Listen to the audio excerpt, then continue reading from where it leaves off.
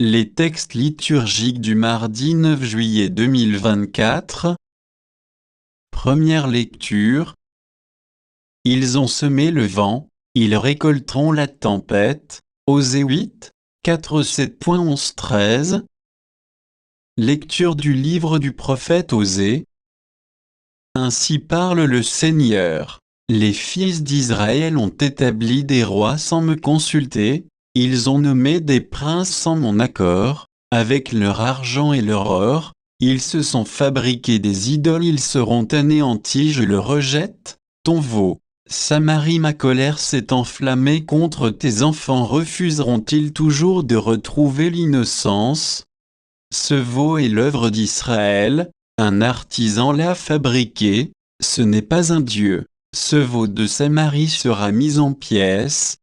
Ils ont semé le vent, ils récolteront la tempête, l'épi ne donnera pas de grain, s'il y avait du grain, il ne donnerait pas de farine, et, s'il en donnait, elle serait dévorée par les étrangers. Éphraïm a multiplié les autels pour expier le péché, et ces autels ne lui servent qu'à pécher. J'ai beau lui mettre par écrit tous les articles de ma loi. Ils n'y voient qu'une loi étrangère, ils offrent des sacrifices pour me plaire et ils en mangent la viande, mais le Seigneur n'y prend pas de plaisir, au contraire, il y trouve le rappel de toutes leurs fautes, il fait le compte de leurs péchés, qu'ils retournent donc en Égypte. Parole du Seigneur.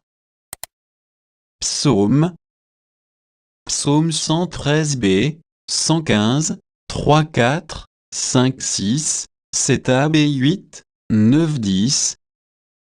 Notre Dieu, il est au ciel, tout ce qu'il veut, il le fait leurs idoles, or et argent, ouvrage de mains humaines.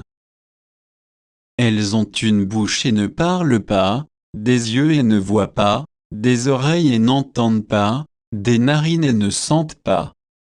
Leurs mains ne peuvent toucher, leurs pieds ne peuvent marcher. Qu'ils deviennent comme elles, tous ceux qui les font, ceux qui mettent leur foi en elles.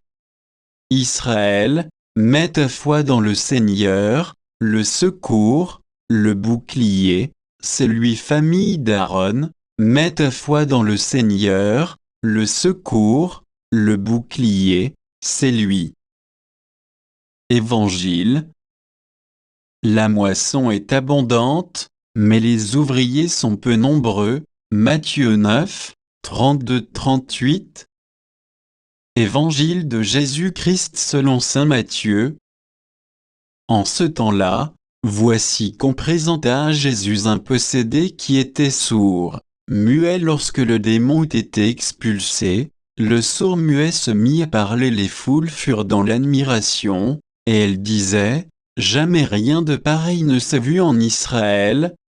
Mais les pharisiens disaient: c'est par le chef des démons qu'il expulse les démons. Jésus parcourait toutes les villes et tous les villages, enseignant dans leurs synagogues, proclamant l'évangile du royaume et guérissant toute maladie et toute infirmité.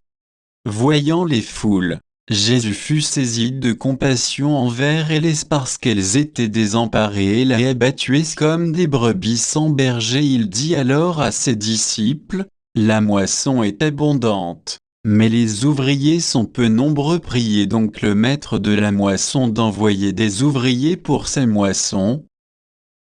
Acclamons la parole de Dieu.